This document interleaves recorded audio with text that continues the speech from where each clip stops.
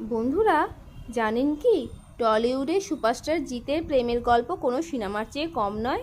একসময় অভিনেত্রী স্বস্তিকা মুখোপাধ্যায়ের সঙ্গে তার সম্পর্ক ছিল টলিউডের সবচেয়ে আলোচিত বিষয়।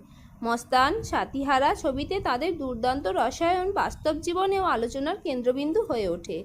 তবে দীর্ঘ সম্পর্ক শেষ পর্যন্ত বিয়েতে পৌঁছায়নি। এরপর 2011 সালে বাবা মায়ের পছন্দের স্কুল শিক্ষিকা মোহনা রতলানিকে বিয়ে করেন জিৎ।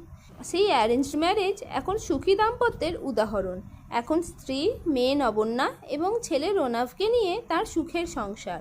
অন্যদিকে সাথী সিনেমার শুটিংয়ের সময় কেউ ভাবতেই পারেনি এই ছবি তাকে রাতারাতি সুপারস্টার বানাবে।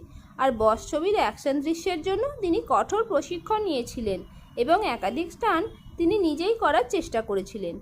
সংগ্রাম, প্রেম, সাফল্য আর পরিবার সব মিলিয়ে জিৎ শুধু একজন অভিনেতা নন, বাংলা সিনেমার কোটি দর্শকের হৃদয়ের নায়ক।